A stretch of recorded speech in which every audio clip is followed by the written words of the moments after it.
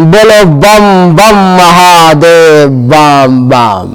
देवी और सज्जनों, आज के इस वीडियो में मैं राजा मिश्रा आपको बताने जा रहा हूं 30 और 31 अगस्त 2023 के राशि फल के बारे में कि 30 तारीख और 31 तारीख 2023 का समय आपके लिए कैसा रहेगा, किस मामले में बढ़िया रहेगा, किस मामले में खराब रहेगा, इसी विषय पर आज के इस वीडियो में चर्चा करने जा रहा हूं।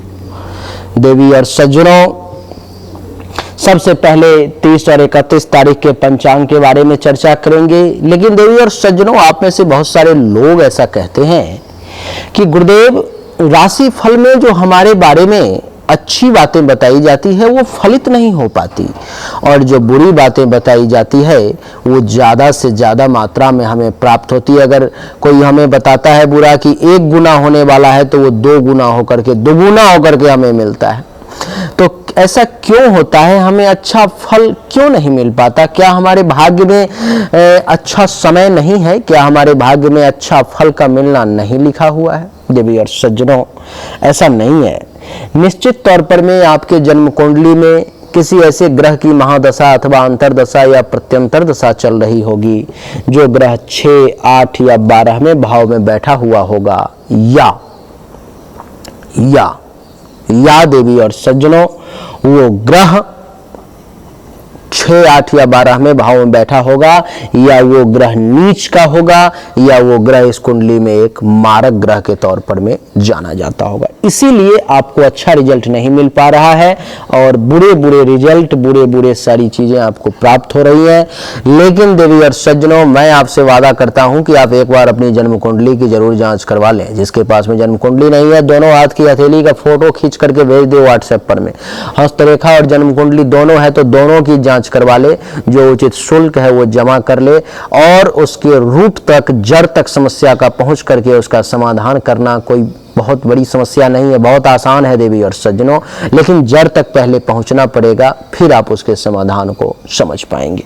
आइए सबसे पहले 30 और 31 तारीख के पंचांग को जानते हैं। 30 तारीख को चतुर्दशी तिथि, बुधवार का दिन, चंद्रमा कुंभ राशि में, शुभ समय जो है सो 30 तारीख को अभिजीत मुहूर्त नहीं है। दिशा शूल उत्तर दिशा की तरफ, यानी कि 30 तारीख को उत्तर दिशा की यात्रा जो है सो आपको नहीं करना है, वो आपके लिए नुकसानदेह है। बात करेंगे 31 तारीख की, तो 31 तारीख को पूर्णिमा तिथि उपरांत प्रतिपदा नक्षत्र, रक्षाबंधन भी अगर संभव हो तो 31 तारीख को ए ग्रेड में हुआ 7:30 बजे सुबह से पहले कर लें, बी ग्रेड में हुआ 8:30 बजे से पहले कर लें, और नहीं अगर ए बी ग्रेड मानना ही नहीं है तो पूरे दिन में जब मन हो तब कर लें। लेकिन ए ग्रेड और बी ग्रेड को अगर आप लेकर के चलें तो ज्यादा बढ़िया है। गुरुवार का दिन है, चंद्रमा कुंभ राशि में, शुभ समय 11:55 AM से 12:46 PM तक, दिशा शूल दक्षिण दिशा की तरफ है, यानी कि दक्षिण दिशा की यात्रा 31 तारीख को आपको नहीं करना है। आपके लिए वो ठीक नहीं है देवी और सज्जनों। आइए अब चर्चा को आरंभ करें और आगे बढ़ाएं। सबसे पहले जो चर्चा होगी वो होगी मेष राशि के बारे में। देवी और सज्जनों, मेष राशि वालों के लिए कुंडली के एकादश भाव में चंद्रमा का प्रवेश है। कुंडली के एकादश भाव में चंद्रमा का प्रवेश ये दर्शाता है कि मेष राशि वालों के लिए ये जो समय है सो बहुत ही अच्छा है। मेष राशि वालों को इस समय में आमदनी में वृद्धि होगी, आपको लाभ जो है जो खूब मिलेगा। पैसा जहां 5 रुपये आ रहा था, इन 2 दिनों में मेष राशि वालों को 6-7 रुपये आ सकते हैं। बुद्धि आपकी बड़ी प्रखरता के साथ आगे बढ़ेगी, मनोकामना की आपको पूर्ति होगी, आशा पर में खड़े उतरेंगे। आशा जिस व्यक्ति पर में आपने लगा रखा था, जिस काम पे लगा रखा था, वो काम आपका सफल हो सकता है। देवी और सज्जनों, प्रशंसा इस समय में आपको प्राप्त होगी। इस समय में बहुत ही प्रशंसनीय कार्य करेंगे आप।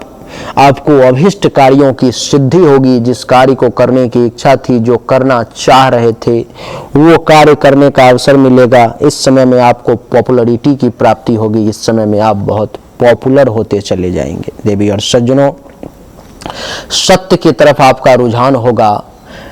झूठ बोलना पसंद नहीं करेंगे मेष राशि वाले। ईश्वर पर विश्वास होगा। दोस्तों के साथ संबंध अच्छे होंगे।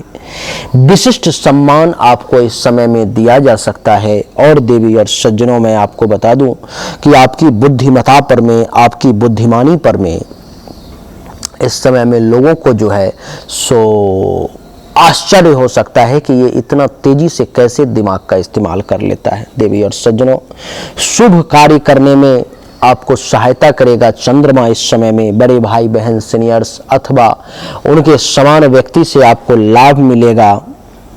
आपकी जानकारी के लिए बता दूं कि चाचा, पुत्रवधू, दामाद, माँ, अच्छा, चाचा और पुत्रवधू और दामाद से तो आपको लाभ मिल सकता है, लेकिन आपके माँ, पिता, भाई, संतान, इन सबको कुछ कष्ट की संभावना जो है सो दिखाई दे रही है।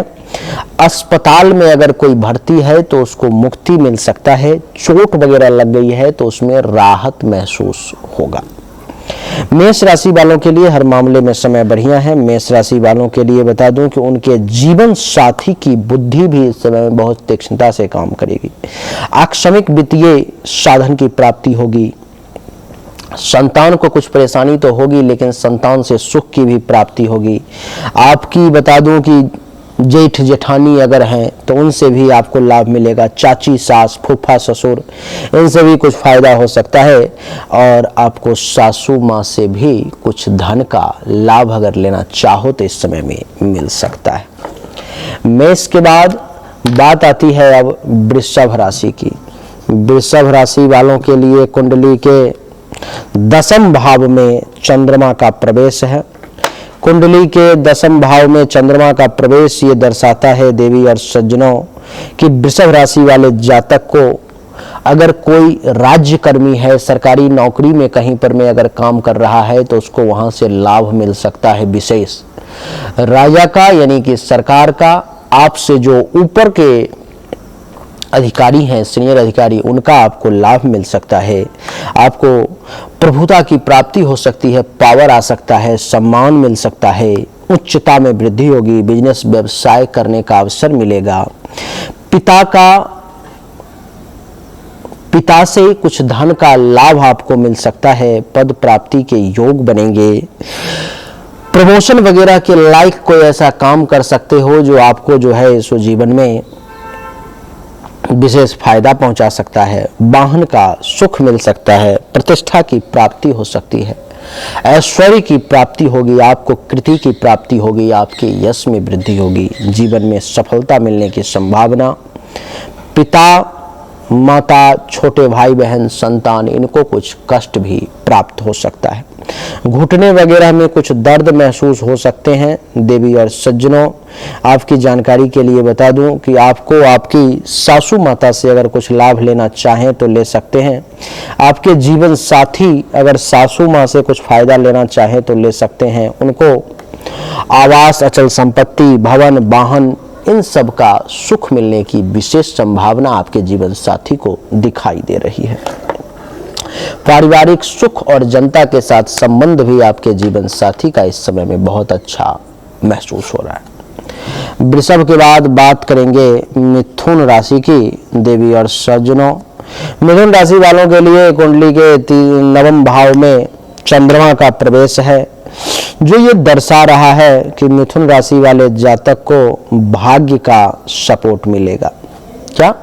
भाग्य का सपोर्ट मिलेगा। भाग्य भरोसे बढ़िया काम आप कर सकते हैं। धर्म के पालन करने का भी आपको अवसर प्राप्त होगा, अर्थात धर्म के पथ पर चल सकते हैं।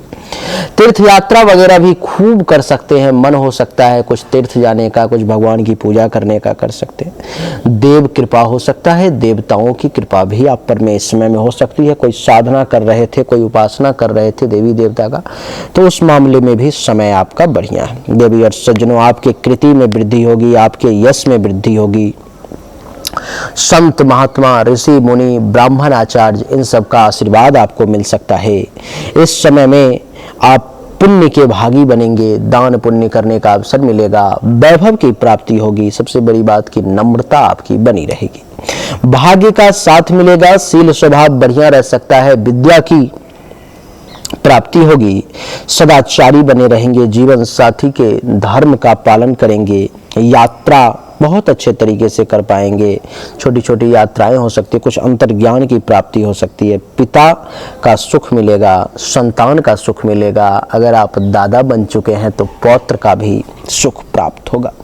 मिथुन राशि वालों के लिए समय हर मामले में अच्छा नजर आ रहा है। मिथुन के बाद बात करेंगे देवी और सज्जनों कर्क राशि की। कर्क राशि वालों के लिए कुंडली के अष्टम भाव में चंद्रमा का प्रवेश, जो ये दर्शाता है कि कर्क राशि वालों को इस समय में जीवन जान दांव पे नहीं लगाना चाहिए, जान की बाजी लगाने वाला ये समय नहीं है। देवी और सज्जनों, इस समय में आपके लिए बढ़िया ये होगा कि आप अपनी मृत्यु से डरें, अपने जीवन को फूक फूक करके बचा बचा के चलें तो बढ़िया रहेगा। कर्ज वगैरह अगर ले रखे हो तो कुछ परेशानी हो सकती है, शत्रु परेशान करने का प्रयास कर सकते हैं।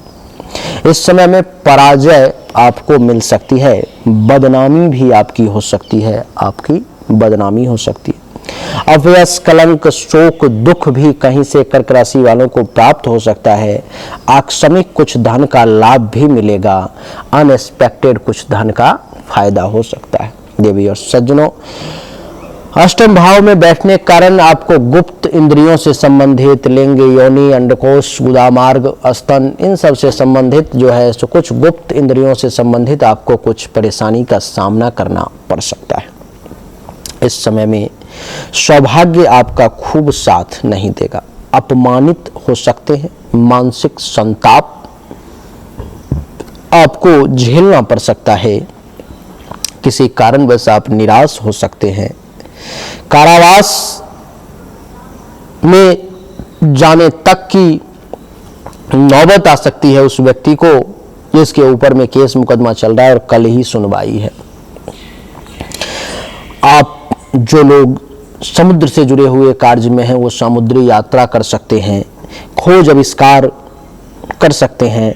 बहुत कुछ मामलों में बहुत खराब समय है, तो कुछ मामलों में जो विशिष्ट चीजें, खोज आविष्कार, अचानक से धन लाभ, इन सब के मामले में अच्छा समय है। समुद्र से जुड़े हुए लोगों के लिए बढ़िया समय है। कर्क के बाद बात करेंगे देवी और सज्जनों सिंह राशि की। सिंह राशि वालों के लिए ये समय कैसा रहेगा? सिंह राशि वालों के लिए कुंडली के सप्तम भाव में चंद्रमा का प्रवेश है, जो ये दर्शाता है कि आपको जीवन साथी का सुख मिलेगा, जीवन साथी का सुख आपको प्राप्त होगा। आपका जीवन साथी आपके साथ बहुत अच्छे तरीके से संबंध का निर्वाह करेगा, वैवाहिक जीवन बढ़िया रहेगा। प्राइवेट पार्ट से संबंधित किसी भी प्रकार की कोई परेशानी है तो राहत महसूस हो सकती है।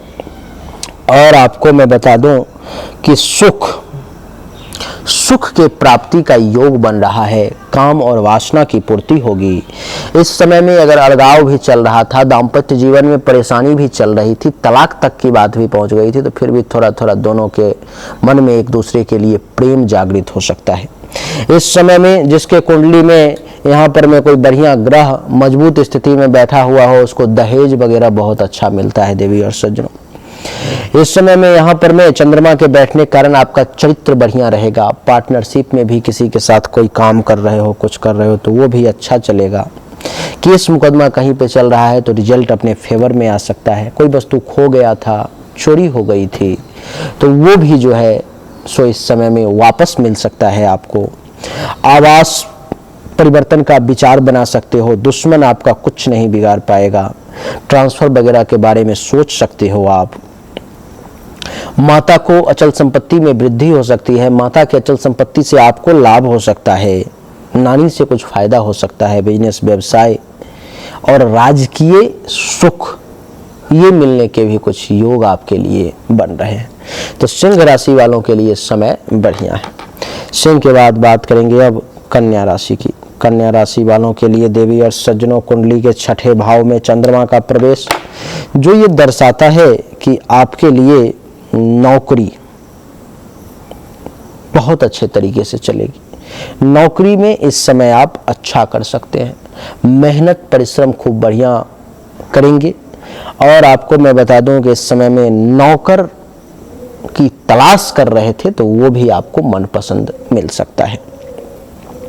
पालतू पशु से फायदा हो सकता है, लगाव मिल सकता है। शत्रु जो है इस समय में आपसे परास्त होंगे, विरोधी परास्त होगा। शत्रु और विरोधी मिलकर के आपको परेशान करने की कोशिश करेंगे, लेकिन आपकी विजय निश्चित होगी। देवी और सज्जनों, चोर जो है सो थोड़ा सा डैमेज करने का प्रयास करेगा, तो उससे बच के जरूर रहें। रोग से बचकर रहने की कोशिश करें। अगर किसी प्रकार की बीमारी पेट से संबंधित आती है तो अगर जैसे कि पेट में दर्द हो रहा है, पेट से आंव गिर रहा है, पेट चालू हो गया, पैखाना बार बार हो रहा है, तो एक उपाय बता देता हूं। जीरा जो है, जीरा, उसको 1 चम्मच जीरा को ऐसे ही चबा चबा करके खा जाना है और 1 गिलास गर्म पानी पी लेना है। आपकी लूज मोशन की समस्या, पेट दर्द की समस्या, पेट से संबंधित किसी भी प्रकार की समस्या तुरंत आधे घंटे के अंदर में, 1 घंटे के अंदर में खत्म हो जाएगी। इसको आप कर सकते हो। यहाँ पर मैं कन्या राशि वालों के लिए चंद्रमा के बैठने के कारण आपकी जानकारी के लिए बता दूं कि घाव वगैरह अगर है तो उसमें भी राहत होगी, कोई बीमारी है उसमें भी राहत महसूस होगी। हिंसा से बच करके चलने की कोशिश करें। मानसिक तनाव कुछ परेशान कर सकता है।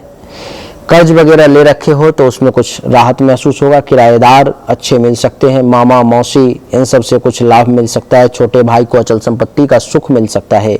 संतान को धन की प्राप्ति हो सकती है और पेट से संबंधित परेशानी भी राहत में आ सकती है।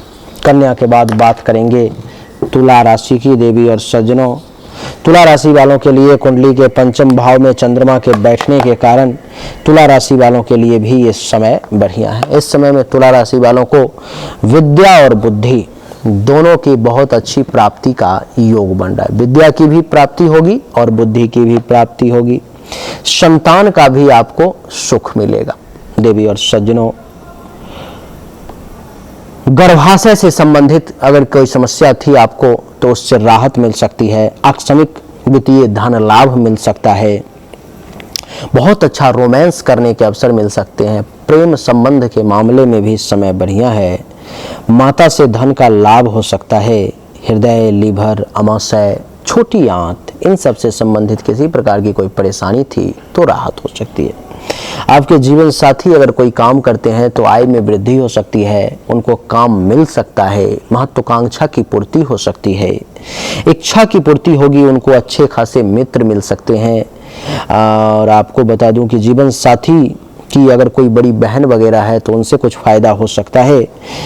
और चाचा, ससुर, बुआ, सास, इन सब से भी कुछ लाभ आपको मिल सकता है आपके जीवन साथी को। तुला के बाद बात करेंगे वृश्चिक राशि की। देवी और सज्जनों, वृश्चिक राशि वालों के लिए कुंडली के चतुर्थ भाव में चंद्रमा का प्रवेश है, जो ये दर्शाता है कि वृश्चिक राशि वालों के लिए समय थोड़ा सा विपरीत है। कहेंगे कैसे? तो वृश्चिक राशि वालों को माँ का सुख थोड़ा कम मिलने का योग है। माता से इस समय में बहुत लाभ नहीं मिल पाएगा। माँ से किसी विषय पर में अनबन हो सकती है। अथवा आपकी जानकारी के लिए बता दूं कि माँ का स्वास्थ्य, हेल्थ वाइज इशू कुछ परेशान आ सकते हैं, परेशान हो सकती हैं। वो उनको किसी प्रकार की परेशानी सामने आ सकती है। मातृभूमि का सुख मिलने में भी परेशानी का योग, मातृभूमि से दूरी बन सकती है आपकी। इस समय में आवास का सुख कम मिलेगा। अचल संपत्ति के रिगार्डिंग किसी प्रकार की टेंशन हो सकती है। जमीन, मकान, गाड़ी, घोड़ा, बंगला, इन सब के रिगार्डिंग भी कुछ परेशानी आ सकती है। पारिवारिक सुख इस समय में आपको कम मिलेगा। जनता से अगर आपका संबंध है, जनता के संबंध से आपका अगर कुछ काम चलता है तो वहां पर आपका संबंध में कुछ खराबी भी आ सकती है, इसलिए सावधान।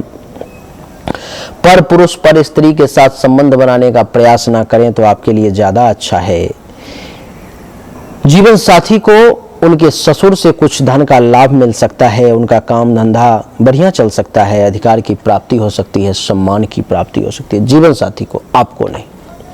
वृश्चिक के बाद बात करेंगे धनु राशि की। देवी और सज्जनों, धनु राशि वालों के लिए कुंडली के तीसरे भाव में चंद्रमा का प्रवेश है।